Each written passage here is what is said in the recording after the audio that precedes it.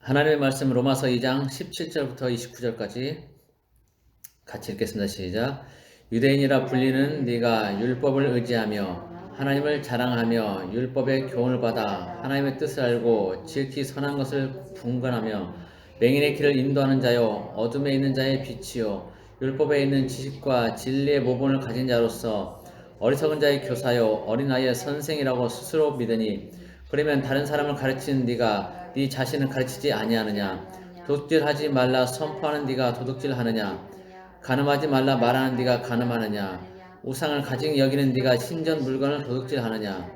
율법을 자랑하는 네가 율법을 범함으로 하나님을 욕되게 하느냐? 기록된 바와 같이 하나님의 이름이 너희 때문에 이방인 중에서 모독을 받는도다. 네가 율법을 행하면 할례가 유익하나 만일 율법을 범하면 네 할례는 무할례가 되느니라. 그런즉 무할례자가 율법의 규례를 지키면 그 무할례를 할례와 같이 여길 것이 아니냐. 또한 본래 무할례자가 율법을 온전히 지키면 율법 조문과 할례를 가지고 율법을 범하는 너를 정죄하지 아니하겠느냐. 무릇 표면적 유대인이 유대인이 아니요 표면적 육신의 할례가 아니니라. 오직 이면적 유대인이 유대인이며 할례는 마음에 할지니 영에 있고 율법 조문에 있지 아니한 것이라. 그 칭찬이 사람에게서가 아니요 다만 하나님에게서니라. 아멘. 네, 오늘 말씀은 하나님의 이름을 위하여 라는 제목으로 보겠습니다. 하나님의 이름을 위하여. 우리 지금은 이제 그런 일들이 많지 않지만 우리 어렸을 때만 해도 이렇게 동네에 이제 사람들이 모여 살고 그러다 보면 이 집 저 집 왔다 갔다 하면 서로 잘 알고 지냅니다. 우리 지금 이제 아파트 뭐 위아래층으로 뭐 개모임도 하고 그러는 것처럼 그런 식으로 동네에 가면 누구네 집에 뭐가 있는지 이제 다 알죠. 네 집 자식이 뭐 하는지, 그 집 부모님들이 무슨 일 하는지 뭐 다 압니다. 그런데 이제 같이 지내다 보면 서로 잘 알기 때문에 금방 소문이 나요. 누가 무슨 일 했다, 누가 무슨 일 했다, 그런 것들을 다 알게 되죠. 근데 이제 그 부모에게 있어서 그 자식이 있는데 그 자식이 잘 되면 그 자식으로 인해서 그 부모는 영광을 얻게 되죠. 그 부모는 굉장히 기뻐하게 되고 다른 사람들부터 어떤 존경, 부러움의 대상이 되기도 합니다. 우리 예전에 과거 시험 볼 때 보면은 장원급제라는 게 있잖아요. 장원급제. 그 마을, 지금보다 우리 사는 마을보다 이제 그 당시에 마을은 훨씬 가구수가 좀 적죠. 그런데 어쨌든 근데 이제 하나의 어떤 성을 이뤄서 사는 그런 개념이 되면 거기도 이제 상당한 인구가 됩니다. 그런데 어쨌든 그 마을에서 장원급제를 한 사람이 나오게 되면 그 일은 그 마을 전체 축제가 됩니다. 축제. 장원급제라고 하면은 지금의 5급 고시 있죠? 고시. 사법고시 같은 행정고시 같은 그런 고시가 됩니다. 5급 고시에 붙게 되면 대통령이 임명을 하거든요. 대통령이. 그러니까 그것이 이제 예전으로 말하면 장원급제가 되는 거예요. 그런데 그렇게 장원급제를 하고 마을에 돌아오면 이제 금이환영하는 거죠. 완전히 이제 동네 잔치가 되고 축제가 되는 거예요. 한턱 쏴야죠. 그렇게 되면 이제 그 부모는 굉장히 이제 어깨에 힘을 주고 이렇게 아주 자랑스럽게 동네를 활보하게 되는 거죠. 지금도 마찬가지예요. 우리 교회도 있지만 서울대 갔다 자식이 그러면 부모에게는 굉장히 기쁨이 되는 거고 자랑거리가 되는 거죠. 그리고 또 뭐 어디 큰 대기업에 입사했다.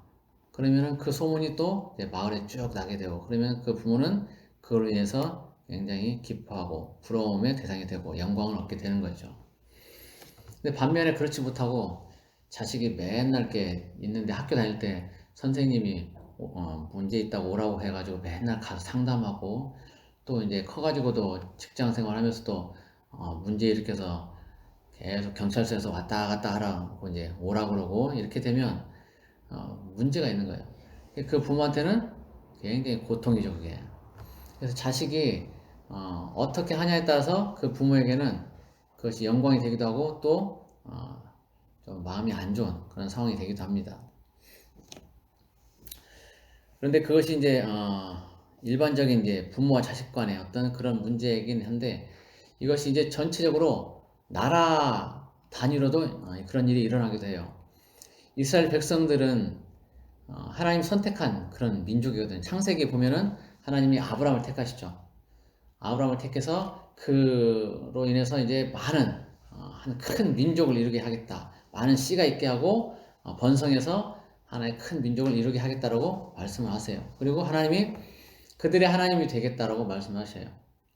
그리고 그들은 내 백성이 되겠다.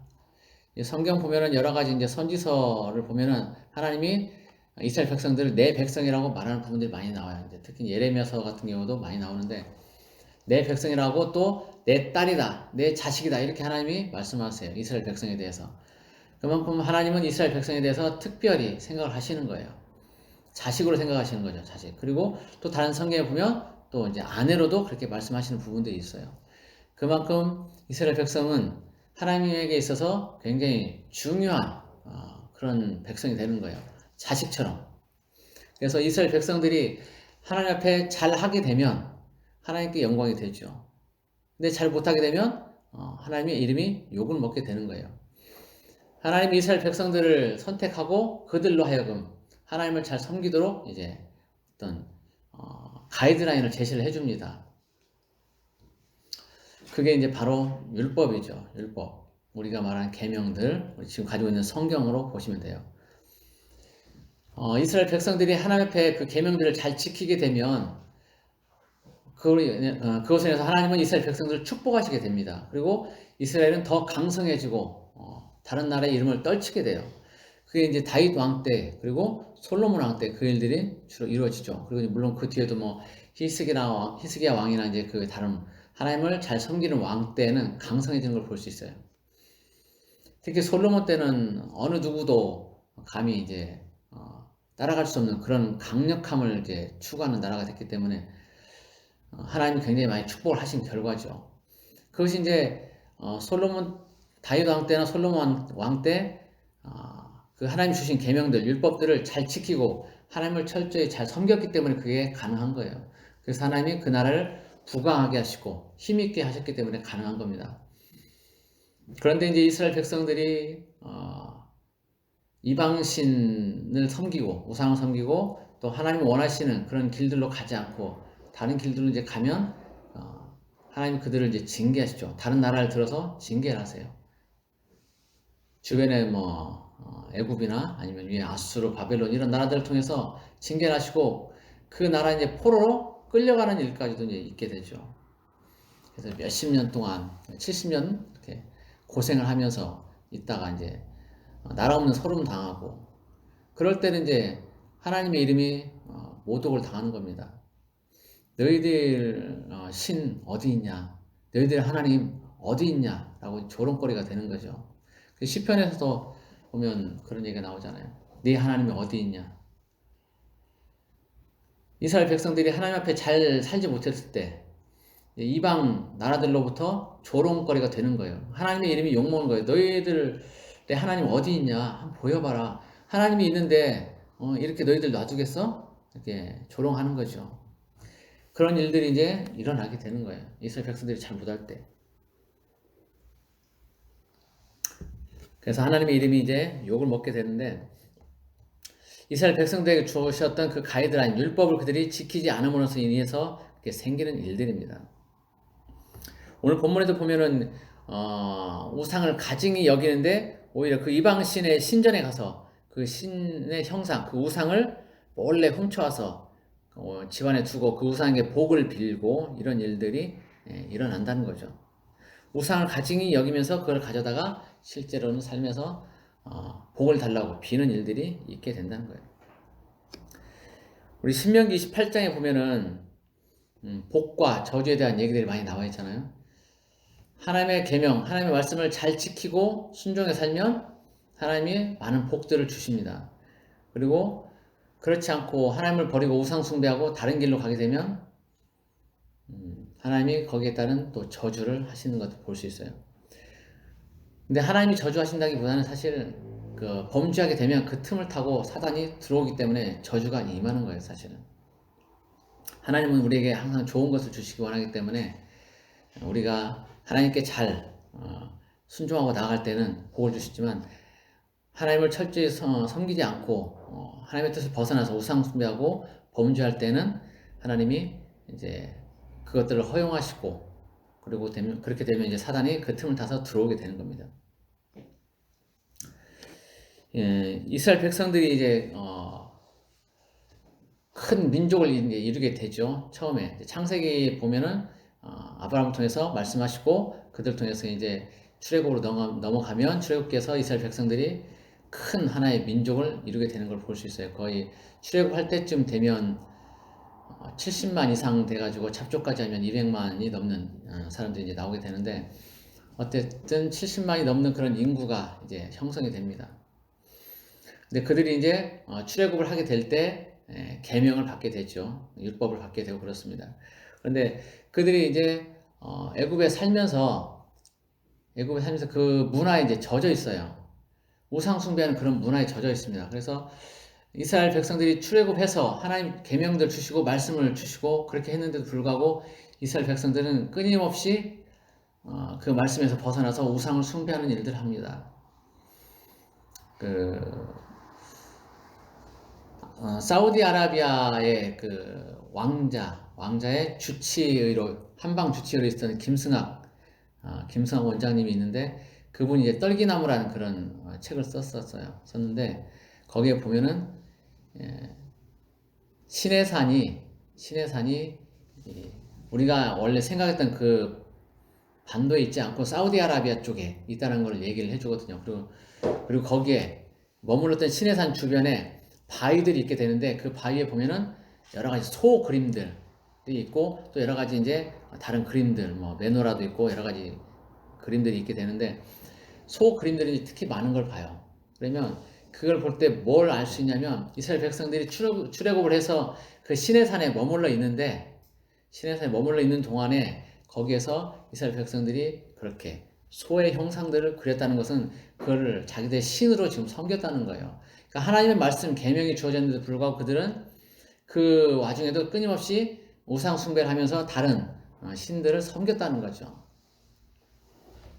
그런 것들을 알 수가 있어요. 결국 하나님의 말씀 계명이 주어졌는데도 여전히 그들은 범죄하는 우상 숭배하는 그런 일들을 계속 해왔다는 겁니다.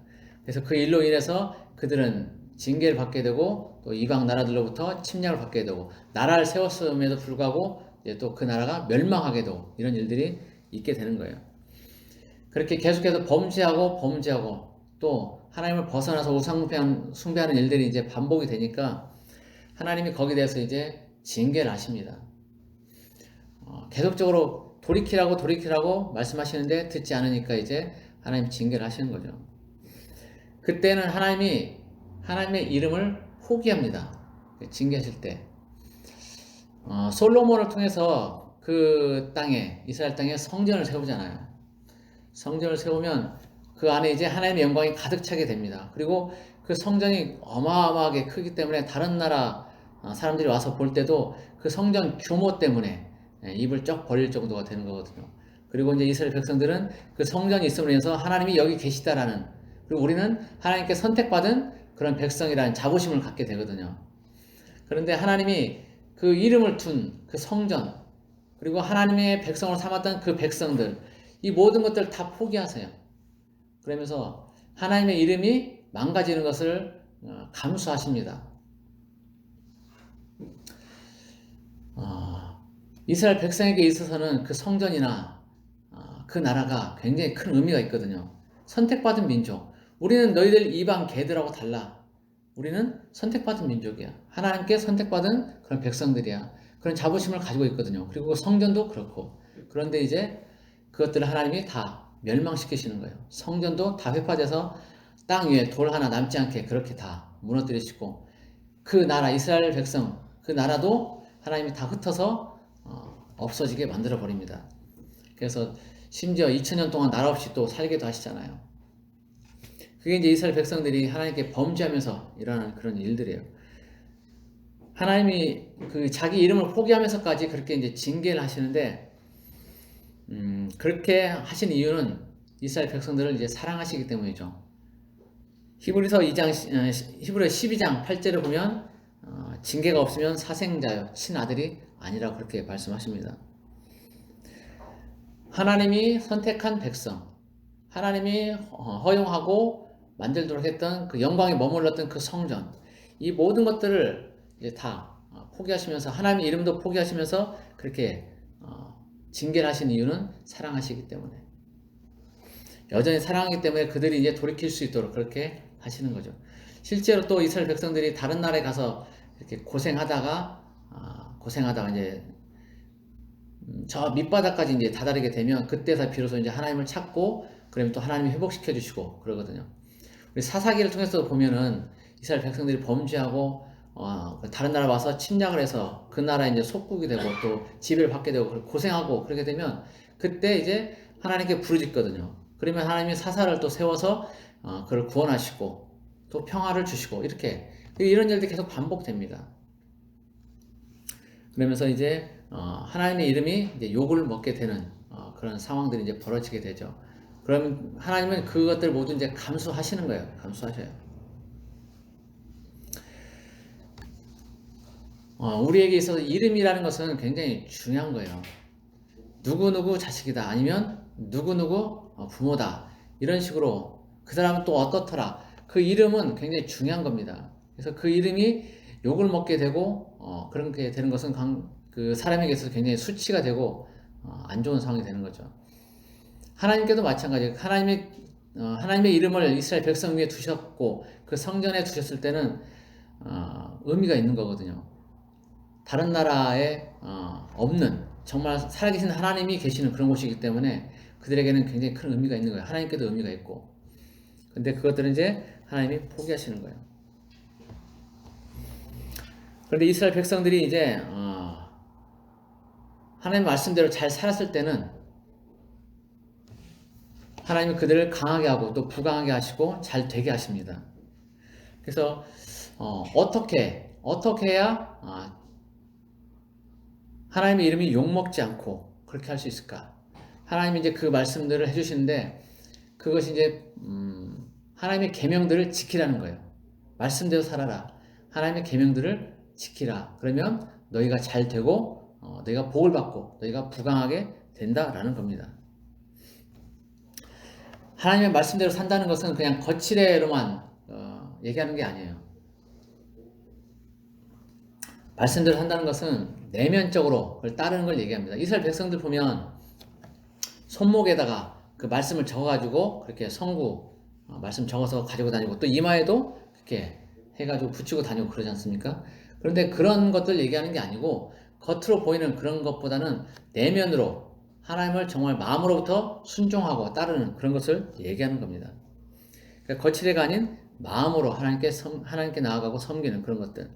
오늘 본문 28절, 29절에 보면은 표면적이라는 말과 이면적이라는 말이 나와요. 표면적 유대인이 유대인이 아니요. 그리고 또 29절에 보면 이면적 유대인이 유대인이다, 이런 식으로 얘기를 하고 있어요. 그러니까 겉으로 드러나는, 보여지는 그런 모습 말고 내면적으로, 내면에 있는 그런 것들이 정말 중요하다. 그래서 우리 흔히 하는 얘기로 종교인이 아닌 신앙인이 되어야 된다는 얘기를 하고 있는 겁니다. 이것은 현재 우리가 살아가는 우리 현대의 입장에서 볼 때는 우리 속해 있는 곳, 가장 기본이 가정이죠. 그리고 이제 직장, 그리고 이제 어떤 모임들, 이렇게 되겠죠. 그런 곳에서 또 이제 더 크게 보면 나라, 내가 소속되어 있는 곳에서 성실하게 살아가는 것이 하나님의 말씀대로 사는 겁니다. 어느 곳에 있든지 성실하고 정직하게 행하고 하는 것이 하나님의 뜻대로, 말씀대로 살아가는 것인데, 특히 이제 있는 곳에서, 있는 직장 내에서 본을 보이는 삶이 굉장히 중요합니다. 예전에 한번 얘기한 적이 있는데, 어떤 직장에 소속된 사람이 있는데 그 사람이 예수 믿는 사람입니다. 근데 그 사람이 회사에 출근하면 회사 전화를 가지고 해외에 있는 사람들과 통화를 해요. 업무적인 것이 아니고 사적으로. 그렇게 해서 계속 이제 해외 통화를 하게 되니까 그 전화 요금이 100만 원이 넘게 나옵니다. 그러면서 업무 시간에 업무를 또 충실히 하냐? 그것도 아니고 그렇게 계속 전화만 하면서 그렇게 하루를 보내는 거예요. 그리고는 또 뭘 하냐면 업무 시간에 예수 믿으라고 다니면서 그렇게 얘기를 하고 다녀요. 그러면 그 사람을 다른 사람들이 볼 때 과연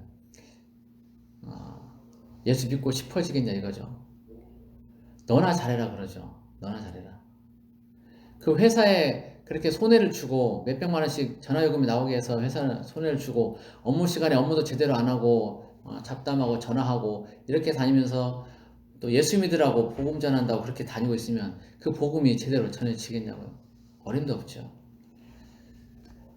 그런 일이 있다는 거예요. 그런 식으로 하면 우리가 만약 그런 식으로 한다면 우리는 예수란 이름에 먹칠을 하게 되는 겁니다.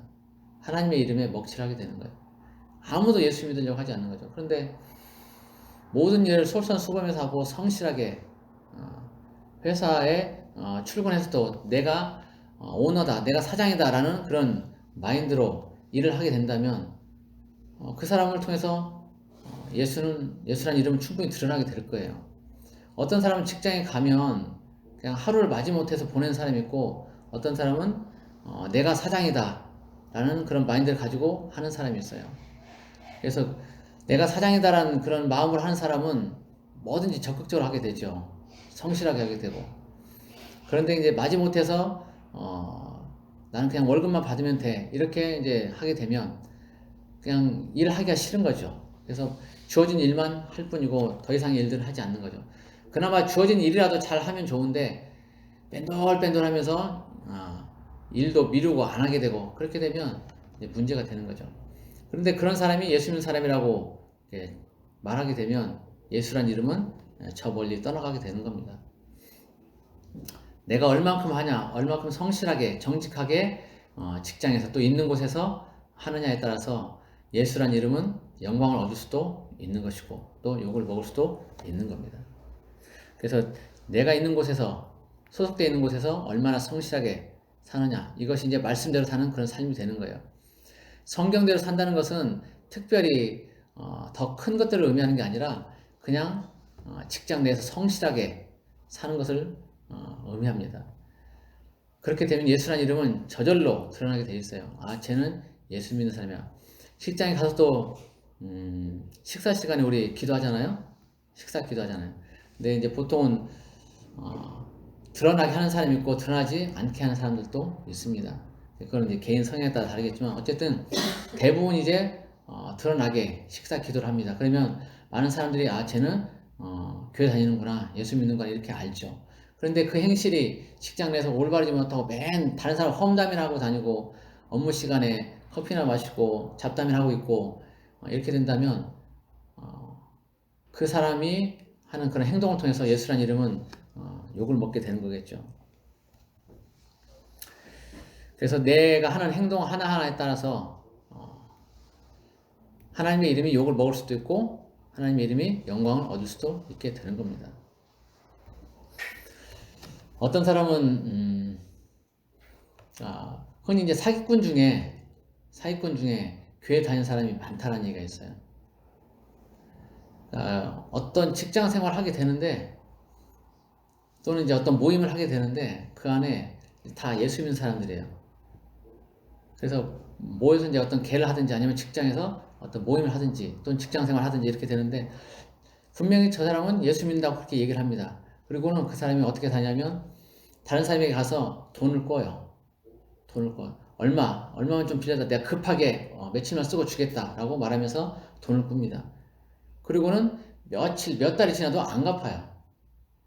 근데 나중에 보면은 이 사람이 그 한 사람에게만 한 게 아니고 주변에 있는 다른 사람들에게 돌아가면서 그런 식으로 돈을 꾸는 거예요.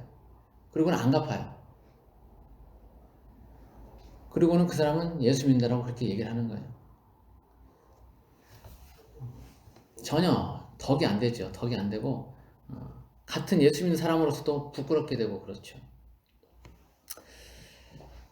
지금은 예전에 초대교회 시절 같으면 그때는 정말 신실한 사람, 목숨을 걸고 그때는 예수를 믿었기 때문에 신실한 사람들만이 교회에 소속이 돼 있었어요. 목숨을 내놓는 사람들. 로마 황제의 핍박이 있고 예수 믿는다는 것이 알려지게 되면 뭐 죽음이기 때문에 그때는 목숨을 걸고 믿었거든요. 그래서 물고기 형상으로 서로 소통도 하고 내가 예수 믿는다는 표식으로 그렇게 표식도 하고 그랬거든요. 드러나면 안 되니까. 그래서 그때는 예수 믿는다는 건 목숨 내놓는 것이었기 때문에 그들의 삶이 성결하고 정결할 수밖에 없었어요. 근데 지금은 그냥 교회에 나와서 그냥 사업차 교회에 나오는 사람들이 많이 있어요. 얼마 전에 그 대통령 후보, 모 후보도 전혀 교회를 안 다니는 사람인데 성경책 들고 그 교회를 갔다는 그런 기사가 또 나오잖아요. 그 사람은 예수 안 믿는다고 분명히 하나님은 신은 없다, 하나님은 없다라고 그렇게 얘기한 사람인데 대통령 후보로 이제 선출 아직 완전히 안 됐죠. 지금은 경선 중에 있으니까. 그러니까 이제 성경책 들고 큰 교회 가가지고 이렇게 보여주는 거죠. 나 교회 왔다. 표 한번 찍어주라. 지금 이제 그런 시절이 돼버린 거예요. 그러니까 교회 다닌다는 것은 그냥 하나의 어떤 종교 생활이 돼버리는 거죠. 초대교회처럼 목숨을 걸고 예수 믿는 것이 아니라 그냥 사업차, 그냥 어떤 모임, 그리고 지옥 가기 싫으니까 어떻게 한번 해보려고 교회 출석이라도 하면 천국 갈 수 있을까? 뭐 이런 식으로 그렇게 여러 가지 많은 사람들이 모이게 되다 보니까 정결함이 떨어지게 돼요. 목숨 걸고 예수 믿는 사람 지금 누가 있겠어요? 우리나라 교회 다니는 사람 중에. 그러니까 삶이 변하지도 않고 말씀을 듣고 묵상하고 읽어도 삶이 변하지 않는 거예요. 내 목숨을 내놓을 일이 없기 때문에. 근데 북한은 좀 다르거든요. 북한에서 걸리면 바로 포로 수용소로 가거나 아니면 죽음을 당할 수 있기 때문에 그들은 목숨을 걸고 예수를 믿는 거예요. 그래서 거기에서 북한에서 예수 믿는다는 것은 정결하고 거룩하고 그렇게 될 수밖에 없는 거예요. 그 모임도 그 예배도 정말 하나님 앞에 거룩하게 드려질 수밖에 없는 거고요. 근데 우리는 너무나 잘 살고 너무나 편안히 예수 믿기 때문에 우리에게는 그런 목숨 걸릴 일들이 없고 우리에게는 그런 정결함도 거룩함도 없게 되는 거예요. 그래서 결국 예수 믿는다고 교회는 다니지만 우리 스스로 때문에 예수란 이름이 욕을 먹게 되고 하나님께는 전혀 영광이 안 되는 일들이 빈번하게 일어나는 겁니다. 그래서 사회 일면에 무슨 목사가 아니면 무슨 장로가 무슨 권사가 무슨 성도가 이렇게 해서 사회 일면을 장식하는 일도 많이 있게 되는 거죠. 공금을 횡령하고 그렇게 해서 신문에 나기도 하고 방송에 나오기도 하고 그렇죠. 그래서 우리가 어떻게 하냐에 따라서 하나님의 이름이 욕을 먹을 수도 있고 영광을 얻을 수도 있는 겁니다. 부디 내가 있는 곳에서 성실하게 행함으로 인해서 하나님의 이름을 드러내고 또 복음의 능력이 나타나는 그런 우리 모두가 되기를 예수 그리스도 이름으로 축복합니다. 기도하겠습니다. 고마우신 하나님 아버지, 하나님은 우리를 택하시고 하나님의 백성으로 삼아 주셨습니다. 그런데 이제 우리의 이름이 우리가 성실하게 행하지 못할 때 하나님의 이름이 온전히 드러나지 못하고 또 욕을 먹게 되고 그런 일들이 있습니다. 내가 있는 곳에서 성실하지 못할 때 하나님의 이름은 욕먹게 되고 내가 성실하게 행할 때 다른 사람이 본을 보이며 다른 사람을 위해서 봉사하고 희생할 때 하나님의 이름은 더욱더 영광을 얻을 줄 압니다. 하나님의 말씀대로 살아가는 삶, 그것은 내가 이 땅에서 내가 소속된 곳에서 성실하게 사는 것인 줄 압니다. 하나님 이것을 기억하고 우리 삶에서 늘 성실함으로 주님 말씀대로 살아가도록 도와주시기를 원합니다. 매일 매 순간을 주님을 닮는 그런 우리가 되기를 원합니다. 주님과 항상 동행하는 우리가 되도록 도와주십시오. 오늘 또 함께 하신 주님을 찬양합니다. 감사하며 예수 그리스도 이름으로 기도드립니다. 아멘.